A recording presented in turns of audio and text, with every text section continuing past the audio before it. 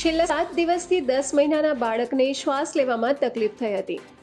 અનેક દવાઓ કરાવી છતાં કારણ મળી શક્યું ન હતું. એવામાં રાજકોટના ENT સર્જન ડોક્ટર હિમાંશુ ઠક્કરે બાળકની તકલીફનું કારણ શોધી તેનું કુશળતાથી નિવારણ કર્યું હતું. માત્ર 10 મહિનાના બાળકની શ્વાસનળીમાં 7 દિવસથી ફસાયેલ શિંગનો અવરોધ દૂર થતાં બાળકના માતા પિતાએ અને પરિવારજનોએ રાહતનો શ્વાસ લીધો હતો.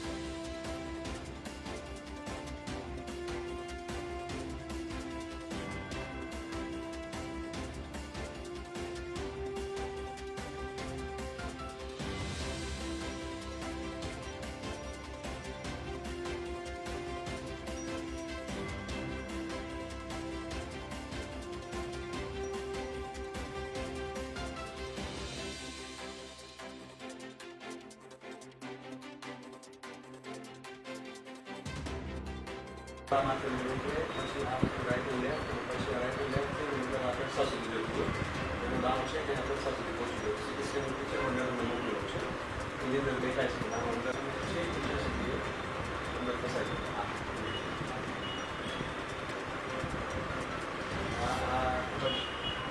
ગોઠવી દઈએ શ્વાસની અંદર થોડી કોમ્પ્લિકેટેડ હોય એની આ ફસાય છે.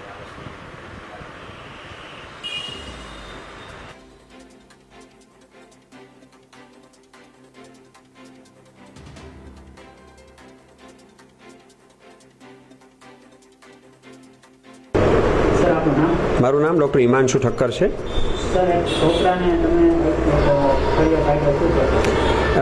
બાળકની ઉંમર 10 મહિના હતી અને જેનું નામ છે ભવ્ય બારસિયા. એ રાજકોટના જ રહેવાસી છે. એના પિતાજીના કહેવા પ્રમાણે મયુરભાઈ એના પિતાનું નામ, જે ખાનગી નોકરી કરે છે, એમના કહેવા પ્રમાણે બાળક 7 દિવસ પહેલાં રમતા રમતા મોઢામાં શીંગનો દાણો નાખી ગયો હતો અને ત્યારબાદ એને શ્વાસ લેવામાં તકલીફ, ઉધરસ, કફ બધું શરૂ થયું.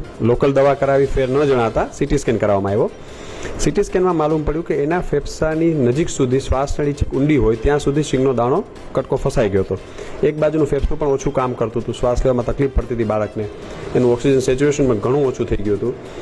આવા સંજોગોમાં બાળકને ઓપરેશન માટે લઈ દૂરબીનથી 7 દિવસ સુધી ફસાયેલો શીંગનો દાણો 7 દિવસ સુધી કોઈ પણ વસ્તુ અંદર પડી રહે તો કફને લીધે એ ફૂલી ગયું હતું. શ્વાસનળીની દિવાલ સાથે પણ દાણો ચોંટી ગયેલો હતો. આવા સંજોગોમાં દૂરબીનથી એને સલામત રીતે કાઢી આપવામાં આવ્યો છે. આ કેસની વિકટ પરિસ્થિતિ હતી કે બાળકની ઉંમર માત્ર 10 મહિના. આપ જાણી શકો છો કે 10 મહિનાના બાળકની શ્વાસનળી કેટલી સાંકડી હોય, નાજુક હોય અને જો કાઢતી વખતે જરા પણ ધ્યાન ન રહે તો ક્યારેક શ્વાસનળીમાં પંચર પડી જાય, બ્લીડિંગ થાય, જીવનું જોખમ ઊભું થઈ જાય. પણ ખૂબ જ સફળતાથી ઓપરેશન ગણતરીની મિનિટોમાં જ પાર પાડવામાં આવ્યું છે. બાળક એકદમ સ્વસ્થ છે. અત્યારેનું ફેફસું પણ વ્યવસ્થિત રીતે ખુલી ગયું છે, ખાતું પીતું થઈ ગયું છે. અત્યારે કોઈ પણ જાતની તકલીફ બાળકને રહી નથી. એટલે માત્ર 10 જ મહિનાના બાળકના કેસમાં આવી રીતે જે દાણો ફસાઈ ગયો એ ખૂબ જ ભાગ્યે જ જોવા મળે છે.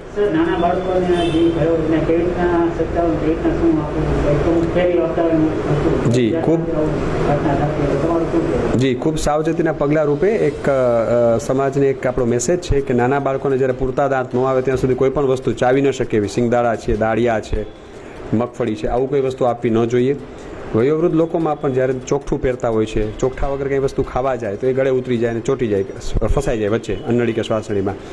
તો આવા બધા કિસ્સાઓમાં મેઇન વસ્તુ વાલીઓએ ખૂબ ધ્યાન રાખવું જોઈએ કે બાળક શું રમે છે, ક્યાં રમે છે, ધ્યાન રાખવું. અને કોઈ પણ વસ્તુ બાળકની એક જિજ્ઞાસા વૃત્તિ હોય કે કોઈ પણ વસ્તુ પકડીને સીધી મોઢામાં નાખશે તો એ વસ્તુ જો ફસાઈ જાય તો ક્યારેક ગંભીર પરિણામ ઉદ્ભવી શકે છે. એટલે ખાસ નાના બાળકોમાં એ ધ્યાન રાખવું કે શું રમે છે અને નાની વસ્તુ આજુબાજુ સિંગદાણા, દાળિયા એવું એના હાથમાં ન આવે એ ધ્યાન રાખવું જોઈએ.